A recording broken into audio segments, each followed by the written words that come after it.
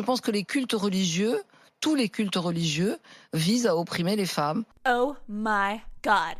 Chaque personne, autant son féminisme que sa spiritualité, est unique, aussi unique que son parcours. Et c'est impossible de réduire quelqu'un à une définition.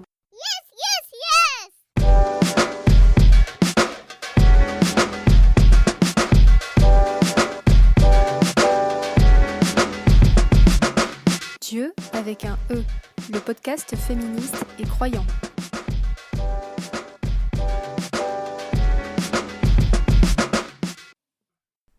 Bonjour et bienvenue dans la nouvelle saison de Dieu, le podcast féministe et croyant. Merci pour tous vos soutiens, merci pour toutes vos écoutes qui ont permis de la réaliser. Et aujourd'hui, nous la débutons avec un premier épisode concocté par Sinatou Saka et qui va interviewer Azadeh Kiyan autour de son essai paru en 2019 « Femmes et pouvoir en islam ». Azadeh Kiyan est sociologue, professeure de sociologie, directrice du Centre d'enseignement, de documentation et de recherche pour les études féministes de l'Université Paris Diderot. Et je vous laisse tout de suite écouter sa réponse à la première question de Sinatou, à savoir, a-t-elle un parcours spirituel ? Écoutez, à vrai dire, non, j'ai pas de parcours spirituel spécifique. J'ai grandi en Iran jusqu'à l'âge de 20 ans, mais au sein d'une famille laïque, voire même très laïque, où il nous était interdit de faire, par exemple, le ramadan, bien sûr, on priait pas, on n'allait pas du tout à la mosquée, etc. C'est-à-dire la pratique religieuse était interdite chez nous. Et en même temps, si vous voulez, mon père était un moderniste laïque et donc il était aussi très contre le voile. Pensait que le port du voile empêchait les femmes d'accéder à l'espace public et à la sphère publique, etc. Donc voilà, moi j'ai grandi au sein d'une telle famille et mes travaux, mes intérêts pour l'islam et en particulier la place des femmes dans l'islam sont venus tardivement, plus tard, en tant qu'objet de recherche en fait. D'accord. C'est très intéressant parce que ça nous permet de voir d'où vous parlez et comment vous êtes arrivé à ce travail-là. Alors, au début du livre, vous précisez que les transformations sociales et économiques ont influencé les lois, préceptes et règlements instaurés en islam. Est-ce que c'est un peu pour préciser que ces lois sont inscrites dans un contexte et qu'il faille aussi garder ce contexte en tête aujourd'hui ? Absolument, d'où d'ailleurs l'effort de contextualisation et d'historicisation de la part, par exemple, des femmes qui se disent féministes musulmanes, puisque si vous voulez, afin d'éviter une analyse culturaliste qui fait de la culture le seul élément explicatif pour les sociétés, par exemple, musulmanes, bien, il faut regarder le contexte historique, économique, social, politique, et c'est une démarche qui est la mienne depuis l'avènement de l'islam, puisque un certain nombre de pratiques, voire des lois, eh bien, ont été instaurées du fait de ce contexte, du fait de ces changements et transformations économiques. Par exemple, comment est-ce que dans la péninsule arabique, on est passé d'un mariage du type matrilinéaire, où après le mariage, les hommes allaient rester dans les tribus de l'épouse et les enfants étaient restés dans la tribu de l'épouse, à un mariage de type patrilinéaire. C'est pas l'islam qui a instauré ce type de mariage, mais plutôt les transformations économiques, par exemple, à travers l'intensification du commerce et d'accumulation de ce qu'on appelle le capital, notamment à la Mecque. Et donc l'islam, finalement, n'a fait que prendre acte de ces transformations et de les renforcer, mais bien sûr, souvent au profit de ce que j'appelle l'islam hiérarchique et au détriment de l'esprit égalitaire de l'islam. L'autre information assez intéressante que vous relevez dans le livre, c'est qu'en fait, à un moment, vous parlez de Fatima, qui est une figure importante dans l'islam, et ça m'a fait penser à quelque chose, c'est que dans la plupart des religions abrahamiques, on a des figures féminines à suivre et à prendre comme exemple. C'est le cas d'Ève, de Marie, et en islam, on a bien évidemment la figure de Fatima, qui en fait est une figure assez complexe. Est-ce que vous pouvez nous en dire un peu plus sur cette femme? Alors Fatima, donc c'est la fille du prophète avec sa première épouse Khadija. Ils ont eu 7 enfants ensemble, mais seule Fatima a survécu à son père, mais a mouru peu de temps après le décès du prophète. Donc c'était une femme qui s'est mariée avec le gendre du prophète Imam Ali, le premier imam des chiites. C'était une femme pieuse qui vivait très très simplement. On a même selon un certain nombre de récits, elle ne mangeait même pas à sa faim. Donc, elle vivait dans vraiment des conditions assez difficiles. Lorsque son père décède, eh bien, le calife va même priver Fatima de son héritage, arguant que le prophète de l'islam ne pouvait pas avoir d'héritier. Donc, c'est la raison pour laquelle Fatima, jusqu'à la fin de ses jours, a vécu dans une condition matérielle très difficile et elle aurait même demandé à être enterrée la nuit afin que ses ennemis, c'est-à-dire ceux-là même qui lui ont refusé l'héritage de son père et qui l'ont maltraité, ne puissent pas participer à son enterrement. Et donc, elle a été enterrée de façon très simple. Donc, c'est en fait Fatima est l'exemple par excellence d'une femme pieuse, d'une femme qui a accepté sa condition de vie très simple et bien évidemment qui est restée très fidèle aux enseignements de son En père. quoi cette femme peut-elle inspirer aujourd'hui des féministes musulmanes? Écoutez, c'est pas tant à ma connaissance Fatima seulement, pardon, c'est pas seulement Fatima qui peut inspirer ces femmes, mais aussi Zainab. Ça, c'est surtout pour les chiites, puisque Zainab, c'était la sœur d'Imam Hussein, le troisième imam des chiites, qui s'est fait massacrer à Karbala, en Irak actuel, par le calife de l'époque, et qui, Zainab aussi symbolise le combat et la résistance face à l'injustice.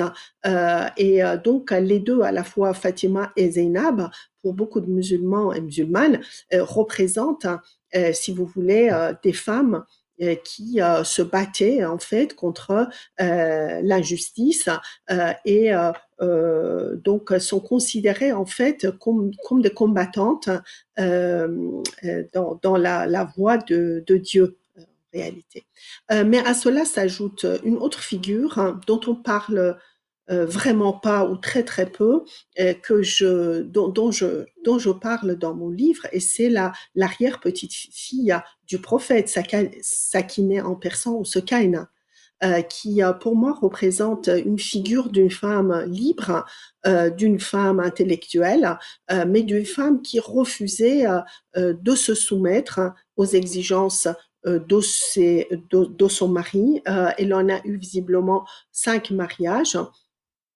Et à chaque fois, elle parvenait à imposer son souhait. Par exemple, elle interdisait à ses maris de prendre d'autres femmes, d'être polygame. Elle refusait de se soumettre à leurs exigences et en même temps, c'était quelqu'un qui recevait des hommes chez elle, poètes, et donc c'est l'exemple par excellence d'une femme libre, dont on ne parle pas dans les textes, puisque elle était à la fois, elle représente à la fois une figure, si vous voulez, religieuse, mais également individuellement une femme très libre. Une femme un peu dérangeante, en fait.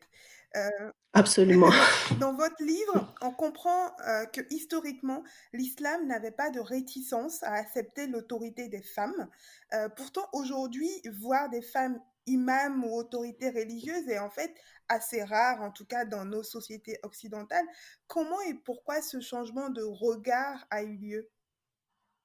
Écoutez, on sait que par exemple, lorsque le prophète était en vie, Waraka, une femme, dirigeait les prières de la maisonnée du prophète, à la fois pour les hommes et pour les femmes.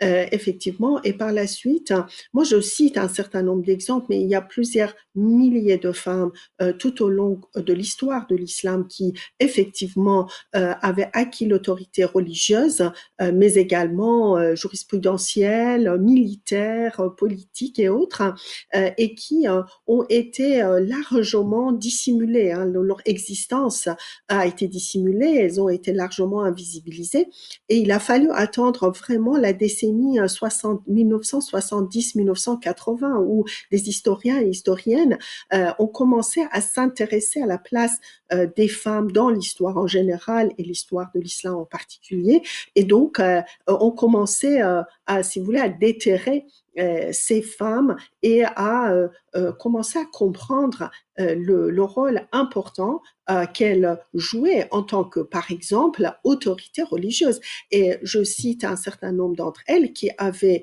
à la fois dans différentes parties de ce monde musulman, surtout dans ce qu'on appelle aujourd'hui le Moyen-Orient, et avait énormément de disciples hommes et dont l'autorité était vraiment acceptée. Puis, dans l'époque plus, disons, plus contemporaine, il y a eu des femmes, par exemple, je cite en Iran, une femme, Madame Esfarani, qui avait atteint le degré d'ijtihad, c'est-à-dire d'interprétation, et qui elle-même a autorisé un certain nombre de grands ayatollahs en Iran de pouvoir réinterpréter. Mais après son décès, tout au début des années 1980, eh bien, les hommes islamistes au pouvoir en Iran ont tout fait pour empêcher l'accès des femmes au ijtihad. Donc, il y a une volonté délibérée des hommes au pouvoir d'empêcher l'accès des femmes à cette autorité religieuse. En ce qui concerne la Turquie, un autre exemple, eh bien, vous savez qu'il y a des universités en Turquie qui forment des femmes théologiennes qui ont le droit de ce fait de réinterpréter la religion selon les exigences du monde moderne. Il y a maintenant dans un certain nombre d'autres pays, par exemple au Maroc aussi, ou d'autres pays où les théologiennes sont formées, mais dans un certain nombre d'autres, eh bien, on fait tout pour empêcher leur émergence. J'ai interviewé, par exemple, une personne qui avait fondé plusieurs écoles religieuses théologiques pour femmes en Iran et qui me disait que si on ne nous avait pas empêché, on aurait pu avoir plusieurs centaines de femmes mujtahidées avec le droit d'interprétation donc en Iran.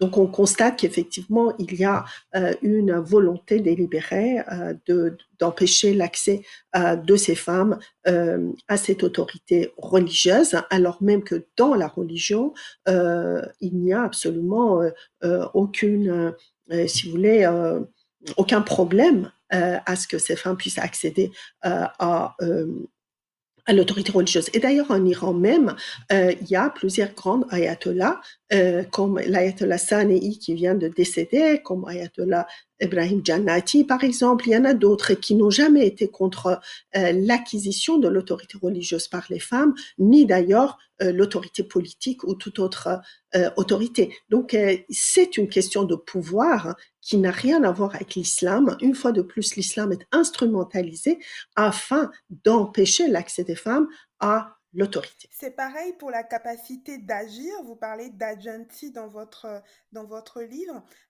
Concrètement, je n'arrive pas à comprendre le pourquoi. Est-ce que c'est une peur des femmes de prendre le pouvoir? Qu'est-ce qui peut expliquer justement le fait qu'à un moment de l'histoire, les hommes ont décidé de les réduire à une certaine place? C'est pas un moment de l'histoire, c'est malheureusement plusieurs moments historiques où dès le début, par exemple dès le décès du prophète, selon beaucoup de sources, c'est à l'époque de Omar, donc que un certain nombre de primades ont été imposées aux femmes. Donc, puis quand je retrace un peu cette histoire, on constate que sous les Fatimides, par exemple, qui ont choisi le Caire pour capitale, les femmes jouissaient davantage de liberté, elles avaient le même droit à l'héritage, elles avaient le droit au divorce, à la garde de leurs enfants après le divorce. Tandis que dans d'autres périodes, eh bien, tel calife ou voire tel roi, eh bien, était contre la participation des femmes à la prise de décision ou leurs droits avec droits égaux avec les hommes, et de ce fait faisait tout pour instaurer une jurisprudence islamique, par exemple en particulier entre 9e et 13e siècle. Hein, c'est là que, certes 2 siècles après le décès du prophète, que ce qu'on appelle les lois islamiques ont été instaurées par les jurisconsultes qui étaient conservateurs et qui effectivement refusaient de reconnaître les droits des femmes et ainsi que leur autorité. Puis dans d'autres périodes, néanmoins, les femmes ont toujours résisté. C'est ça qui est important. Il y a toujours eu ces rapports de pouvoir tout au long de l'histoire entre les hommes et les femmes. Un certain nombre d'hommes qui ont refusé la place qui devait revenir aux femmes sous prétexte de l'islam, et en même temps, les femmes ont résisté et ont même essayé de subvertir l'ordre social établi par ces hommes et ont eu aussi par moments des succès. Donc là encore, pour l'école, pour la période plus moderne, je donne des exemples de l'Empire ottoman et de l'Empire safavide. L'Empire ottoman, c'était le califat sunnite, et l'Empire safavide en Iran était, disons, le centre du chiisme. Et dans les deux empires, on constate que les femmes, en particulier les femmes bien sûr de la cour royale, puisqu'on a très peu finalement de données sur les femmes dites ordinaires, mais en tout cas, ces femmes-là jouissaient d'une grande autorité et participaient souvent à la prise de décisions politiques, mais aussi militaires. Là, je donne vraiment des exemples très concrets. Donc, on constate que selon les périodes, mais également parfois selon le contexte, pas seulement interne, mais également régional, eh bien, il y avait des influences de tels empires, de tels pays sur d'autres. D'ailleurs, ces influences, on les voit dès l'avènement de l'islam. Par exemple, le fait que le voile soit devenu recommandé dans le Coran, c'est sous l'influence de l'Empire perse et de l'Empire byzantin. Il ne faut pas oublier où se trouve l'Arabie, la péninsule arabique. Donc ces influences qui étaient aussi davantage aggravées ou intensifiées par les activités commerciales, eh bien, bien sûr, étaient là et ont influencé aussi les préceptes islamiques, voire les lois islamiques. Mais quand on contextualise tout ça, eh bien, on se rend compte que rien n'est inscrit dans le marbre et que c'est selon le contexte historique, social, économique, politique et autres, et bien évidemment, grâce aux luttes des femmes elles-mêmes, eh bien, les lois ont pu être changées, modifiées, améliorées, voire abolies. Par exemple, l'exemple de la polygamie est un exemple important à donner, puisque il y a eu dès le XXe siècle, dès le début du XXe siècle, un mouvement absolument important de la part des militantes des droits des femmes, à la fois musulmanes et laïques de l'époque, à la fois en Égypte, en Turquie, en Iran, un peu partout, pour aller à l'encontre de la polygamie et demander, par exemple, l'abolition de la polygamie, en même temps qu'elle demandait l'accès égal des filles à l'école aux côtés des garçons. Donc, vous voyez bien que si vous voulez, il y a eu énormément d'efforts de la part de beaucoup de femmes, et pas seulement d'ailleurs des femmes intellectuelles de cette époque-là, afin de dire que l'islam doit être relu et réinterprété selon les réalités sociales de son temps, et non pas selon quelque chose qui aurait existé il y a 14 ou 15 siècles. Nous allons reparler tout à l'heure de la question du voile parce que c'est hyper important et que vous développez ce sujet de façon assez explicite dans votre livre. Mais en tout cas, c'est hyper important aussi de préciser que les femmes ont toujours résisté, en fait, qu'elles ne se sont pas laissées faire. Et ça, c'est hyper intéressant de le préciser. Vous abordez de manière assez nouvelle, moi j'ai trouvé, la question du harem, loin des clichés de fascination et de dégoût que peuvent avoir certaines lectures. Est-ce que vous pouvez revenir ici sur cette notion et peut-être en quoi elle est féministe? Ben écoutez, moi, voilà, je me suis penchée sur le harem parce que si vous regardez la littérature orientaliste, à la fois orientaliste homme et orientaliste femme, de notamment 19e, 18e, 19e et même 20e siècle, la façon dont les femmes de ces pays musulmans sont représentées, c'est qu'elles seraient prisonnières de harem. Harem serait un lieu de débauche où les femmes sont désœuvrées et attendent à servir donc les intérêts sexuels de leur maître. Or, quand on se penche sur la réalité de ce que c'était que le harem, et ce depuis d'ailleurs au moins le Moyen-Âge, eh bien on constate que le harem, c'est l'endroit où vivaient les familles du roi, mais pas seulement ces femmes, il s'agissait aussi de l'ensemble de l'entourage féminin et également souvent des enfants issus de divers mariages qui vivaient dans le harem. Donc dans le harem, il y avait beaucoup de femmes qui avaient beaucoup de droits et qui agissaient, par exemple, en tant que diplomates, qui signaient les ordres du roi, d'autres étaient trésorières.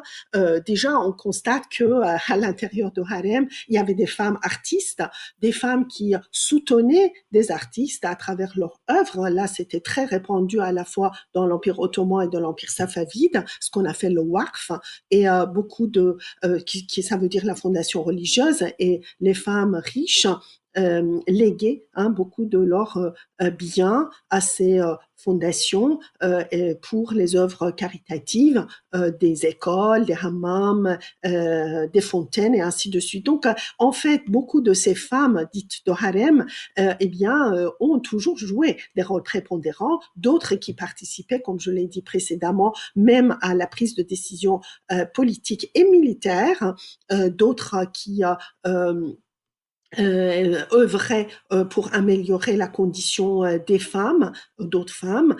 Donc, il y a eu tout un tas de réseaux d'ailleurs de solidarité entre les femmes de harem avec les femmes de classe populaire, les femmes rurales, etc. Et donc, il faut déconstruire ce harem qui a longtemps été utilisé pour finalement représenter l'ensemble des femmes de ces sociétés musulmanes comme des personnes donc paresseuses, illettrées, encore une fois, qui ne faisaient que de se soumettre aux exigences de leur maître. La réalité est vraiment autre. Et donc, il faut déconstruire en fait ce qu'on entend par le harem, ce qui ne veut pas dire que le harem n'a pas existé. Le harem a existé, mais le harem est une institution qui était très, très, très chère et donc forcément déjà seulement propre à un nombre vraiment infiniment petit des classes hyper supérieures, si vous voulez. La majorité écrasante des familles et des femmes n'habitaient pas dans les harems. Elles travaillaient, ça on le sait, puisque tout ça a été documenté. La majorité écrasante des femmes dans ces sociétés, issues des classes moyennes, issues des classes donc des milieux ruraux ou tribaux travaillaient.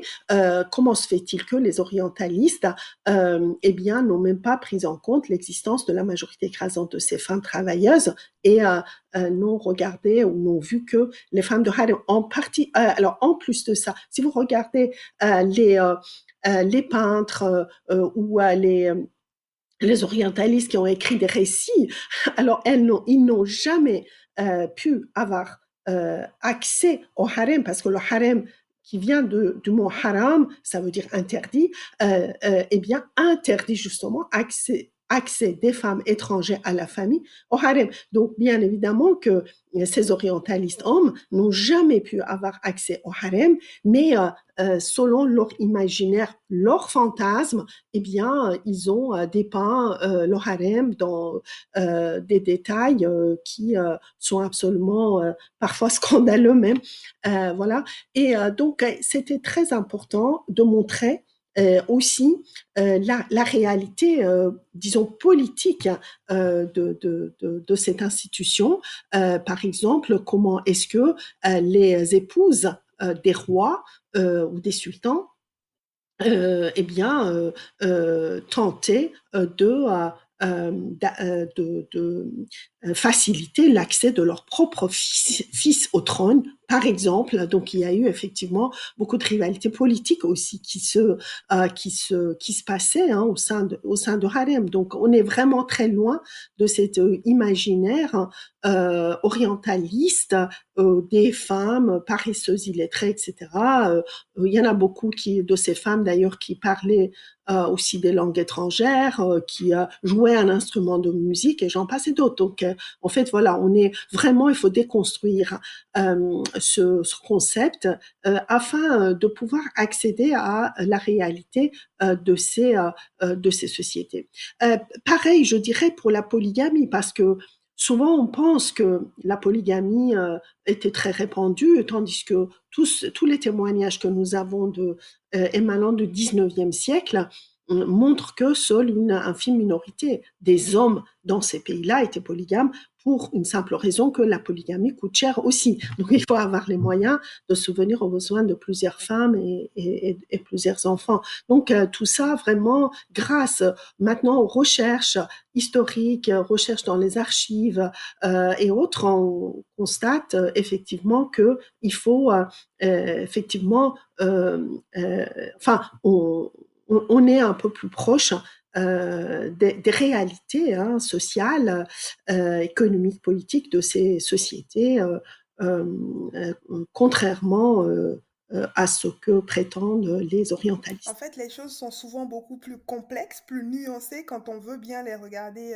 de manière objective. Alors, parlons à présent du voile. C'est une question qui crispe de nombreuses personnes. Déjà, vous précisez que le voile n'a jamais empêché les femmes de prendre part aux mouvements sociaux dans leur pays. Au contraire, comme l'a précisé Fanon, que vous citez, le voile a même été un outil de résistance. Mais j'ai été marquée par une phrase dans votre livre et je souhaiterais que vous nous l'explicitez. Vous écrivez tout de suite sur cette question: le port du voile pour couvrir les cheveux n'est pas recommandé dans le Coran. Et un peu plus loin, vous précisez aussi qu'avant le 19e siècle, le voile n'était pas considéré comme un symbole de la culture musulmane. Tout à fait, tout à fait. Écoutez, moi, je fais allusion à deux versets coraniques concernant le voile, deux versets dont le premier, si vous voulez, qui s'adresse aux femmes du prophète, c'est-à-dire les mères des musulmans, et on leur recommande de porter le voile afin de se distinguer d'autres femmes. C'est-à-dire que le voile, ici, on le constate, est un signe de distinction, et c'était déjà une tradition dans l'Empire perse et l'Empire byzantin. Les femmes de l'aristocratie, de la famille royale, portaient le voile pour se distinguer d'autres femmes, par exemple, notamment des femmes qui travaillaient. Et aussi, on sait que, par exemple, les femmes prostituées n'avaient pas le droit de porter le voile dans ces sociétés parce que le voile était, si vous voulez, était propre aux femmes d'origine aisée. Deuxième verset coranique, cette fois-ci s'adresse à l'ensemble des femmes musulmanes, mais à qui on demande de couvrir leur poitrine et de ne pas porter des ornements qui font des bruits et qui sont susceptibles d'attirer le regard des hommes. Là encore, à aucun moment dans le Coran, en tout cas, le type de voile que les femmes doivent porter n'est précisé et surtout, on leur demande pas de couvrir leurs cheveux, on leur demande de couvrir leur poitrine. C'est la raison pour laquelle dans le monde musulman aujourd'hui, si vous regardez les débats existants, il y a des femmes, y compris des femmes théologiennes, qui sont parvenues à cette conclusion que le port du voile n'est pas du tout obligatoire. Dans le Coran, il faut juste se vêtir de façon à ne pas se laisser voir son corps de façon, disons, provocative, mais provocante, mais le port du voile tel qu'on le voit aujourd'hui ne serait pas du tout obligatoire. Donc, moi, j'ai vu, par exemple, parmi les féministes musulmanes turques, énormément de débats portant sur cette question et aussi chez les féministes musulmanes en Iran, par exemple. Ensuite, effectivement, on constate que les femmes ont utilisé, ont porté le voile pour des raisons diverses. On a des enquêtes, pas seulement dans les pays musulmans, mais également en Europe. Et donc, il n'y a pas un seul type de voile, ni un seul type de femme voilée, si vous voulez. Les raisons qui sont derrière ce voilement sont multiples, tout comme le type de voile qui est porté. Et donc, à chaque fois, il faut se poser la question aux femmes qui portent le voile et non pas parler pour elles, mais leur poser la question de savoir pourquoi, à un moment, elles décident de porter le voile, tout comme à un moment, elles décident d'ôter leur voile, parce que ça aussi, ça existe et c'est un phénomène sur lequel j'ai travaillé pendant plusieurs années en Iran, puisque c'est un pays où, après la révolution de 79, le port du voile est devenu obligatoire, et or, un certain nombre de femmes étaient contre le port obligatoire et ont commencé à résister son port. Alors même que dans d'autres sociétés, comme par exemple en Turquie, eh bien, le nombre des femmes qui portent le voile n'a cessé d'augmenter. Pareil pour un certain nombre d'autres sociétés moyen-orientales ou maghrébines, ou même en Indonésie. Donc, ce qu'on constate, c'est que chaque femme a ses propres raisons pour se voiler. Il y en a qui décident de se voiler. Je donne l'exemple, par exemple, de l'Égypte, je donne l'exemple de Pakistan, où beaucoup de femmes qui étaient laïques, eh bien, à un moment, pour des raisons spirituelles, ont décidé de porter le voile et ont même encouragé leurs maris et leurs enfants à respecter les préceptes religieux, à prier, à arrêter de boire, etc. Donc voilà, et là, effectivement, on constate la gentilité des femmes et non pas les femmes qui seraient sous l'ordre de leur mari, parce que là, ces exemples que je donne montrent que ce sont effectivement ces femmes qui ont décidé en fait d'avoir une démarche spirituelle et donc de se séparer en fait de ce qu'elle appelle la société de consommation. Il y a autant de manières de porter le voile que de femmes en fait finalement. Absolument, absolument.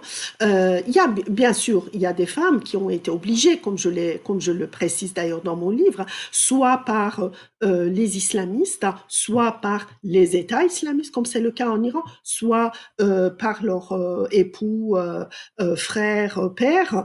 Mais il y a aussi beaucoup de femmes qui décident elles-mêmes, notamment dans la jeune génération, décident elles-mêmes de porter le voile en tant que signe de spiritualité pour se rapprocher de Dieu. Ça aussi, ça existe et il faut, je pense pour ma part, respecter cette décision des femmes, puisque si on est pour la démocratie, il faut aussi respecter le droit des femmes de se vêtir comme elles le souhaitent. Dans votre livre, vous tentez un parallèle entre colonisation et instrumentalisation du voile, le voile comme élément politique, et pour cela, vous pointez du doigt les féministes occidentales qui manquent, je vous cite, de sororité internationale et qui réduisent des femmes à l'espace privé familial. Oui, les femmes musulmanes. Puisque pour beaucoup de ces féministes occidentales, euh, pour être reconnues comme actives ou présentes dans l'espace public, il fallait ne pas être voilées. Et donc, quand elles voyaient des femmes voilées dans la rue, tout simplement, elles les ignoraient. Elles faisaient comme si elles n'existaient pas, alors même que, on l'a dit, dans plusieurs mouvements sociaux, révolutions en Égypte, en Turquie, en Iran et ailleurs, les femmes ont participé activement au 19e, au 20e siècle, voire au 21e siècle, sous une apparence parfois voilée, mais leur présence et leur existence en tant que sujet agissant n'a pas été reconnue par beaucoup de féministes occidentales. Pourquoi? Parce que ces féministes occidentales, que j'appelle hégémonistes, partent de leur propre expérience et pensent que leur expérience en tant qu'européenne ou occidentale est la seule à apprendre par d'autres femmes. Et donc, elles ont une vision, si vous voulez, très unilinéaire de l'histoire, et donc elles ne reconnaissent pas différents contextes et différentes expériences des femmes d'ailleurs, si vous voulez, et le fait que on peut tout à fait choisir d'autres voies pour atteindre l'égalité hommes-femmes. L'une de ces voies qui est très importante passe par l'aggiornamento de la pensée religieuse, par la réinterprétation des lois et traditions islamiques. Vous voyez, et donc c'est, je pense, un effort absolument important que ces femmes musulmanes ont entrepris depuis maintenant plusieurs décennies afin de changer non seulement les lois existantes, qui sont souvent calquées sur un modèle islamique, mais également leur regard de leur société pour aller vers l'égalité entre les hommes et les femmes. Et donc là, non plus, n'a pas été reconnu. On constate que pour beaucoup de féministes occidentales, c'est un oxymore de dire qu'on peut être à la fois musulmane et féministe. Or, c'est bien le cas. C'est le cas. Et donc, il faut respecter l'autre et aller vers l'autre pour voir qu'on peut atteindre l'égalité à travers différentes démarches, parce que ces démarches sont ancrées, encore une fois, dans la réalité, dans les réalités différentes. Et il faut arrêter d'imposer une seule réalité sous prétexte de son universalité. Cette universalité est une universalité hégémonique, et donc qui ne sera pas acceptée par les femmes de ces pays non occidentaux. Azadeh Ekian, comment pourrions-nous définir le féminisme islamique ou musulman? D'ailleurs, est-ce pareil pour vous, puisque vous utilisez plus l'un que l'autre? Aujourd'hui, comment on pourrait définir ce type de féminisme en 2020, après MeToo, dans une société capitaliste, avec les réseaux sociaux, et surtout en prenant en compte l'ensemble de l'héritage de ce féminisme? Écoutez, tout d'abord, dans ces sociétés, comme j'essaie de l'expliquer, les premières, si vous voulez, générations de féministes ou des militantes des droits des femmes étaient surtout d'origine de classe aisée et plus ou moins séculière, pour ne pas dire laïque, souvent d'ailleurs proche de la culture occidentale. Donc, les féministes musulmanes, je préfère musulmanes à l'islamique, parce que quand on dit islamique, il y a toujours il est possible de les confondre avec les islamistes.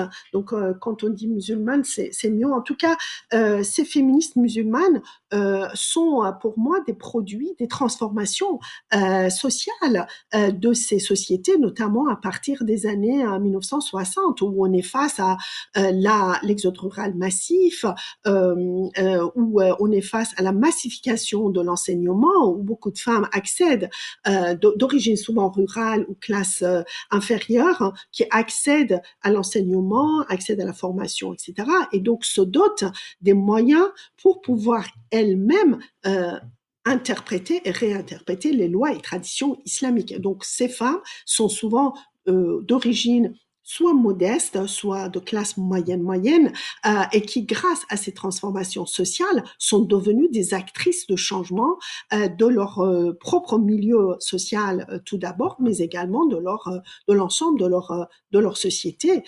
Et donc, il faut là encore, vous voyez, il faut vraiment contextualiser, voir qui elles sont. Et donc, du coup, il y a une rivalité aussi qui s'est créée. C'est ça la réalité. Il y a une rivalité maintenant entre ces féministes musulmanes, à la fois qui sont d'origine sociale beaucoup plus modeste et qui sont des fruits de ces transformations sociales de ces quelques 4-5 dernières décennies, et des féministes laïques de classe aisée qui étaient dominantes et qui commencent un peu à perdre cette domination, même si souvent on constate aussi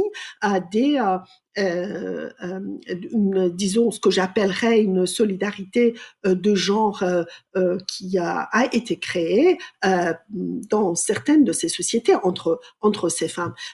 Aujourd'hui, on n'est plus sous la domination, enfin ces femmes-là ne sont plus sous la domination des féministes séculières. En revanche, ce qu'elles revendiquent n'est pas seulement la réinterprétation des lois et prétextes islamiques, mais bel et bien le changement des lois et des institutions inégalitaires, aussi grâce à des conventions internationales, grâce aux conventions que souvent leurs propres pays l'ont signées. Et donc, il y a par exemple beaucoup de ces femmes féministes musulmanes aujourd'hui dans ces pays-là qui demandent la ratification ou l'application des mesures de CEDAW. Ou CEDEF, donc la Convention des Nations Unies contre toute forme de discrimination à l'encontre des femmes. Donc vous voyez bien que c'est un certain nombre disons, de clauses de cette convention peuvent aller même à l'encontre des lois islamiques existantes, mais elles le revendiquent parce que leur but, c'est finalement de parvenir à l'égalité entre les hommes et les femmes dans le cadre de ce qu'elles considèrent être esprit égalitaire de l'islam. Alors c'est très très intéressant. J'ai une toute dernière question. À votre avis, comment tout ceci va évoluer dans les prochaines années avec les nouveaux outils qu'on a, avec les réseaux sociaux? Comment vous envisagez l'avenir de ces féminismes musulmans? Écoutez, je pense que ça dépend des pays, ça dépend des contextes. Effectivement, les réseaux sociaux aident beaucoup et ont beaucoup aidé ces femmes à propager leurs idées, mais également à interagir avec d'autres femmes, avec d'autres féministes. Et grâce à ces interactions, ce qu'on constate, c'est que on parvient toujours à changer le regard de l'autre, tout comme le regard de ces féministes musulmanes aussi, qui changent grâce à ces interactions. Donc les réseaux sociaux, pour moi, sont importants dans la mesure où il y a quand même ces interactions qui sont rendues possible. Le seul problème, c'est bien sûr le problème de langue qui reste important. On constate souvent que, par exemple, les féministes musulmanes de tel et tel pays qui disent en gros la même chose n'arrivent plus à se parler parce que il y a la barrière de langue qui est importante. Mais en tout cas, mais ça dépend encore une fois des pays et les raisons qui ont, si vous voulez, qui expliquent la montée en puissance de ces féministes musulmanes. Souvent, tant que les lois en vigueur restent calquées sur un modèle dit islamique, tant que les femmes ne jouissent pas des mêmes droits que les hommes, et ni d'ailleurs des mêmes opportunités dans leur pays, tant que les rapports sociaux de sexe persiste dans ces pays, on peut s'attendre à ce que ces efforts des féministes musulmanes puissent continuer, tout comme les efforts des féministes laïques.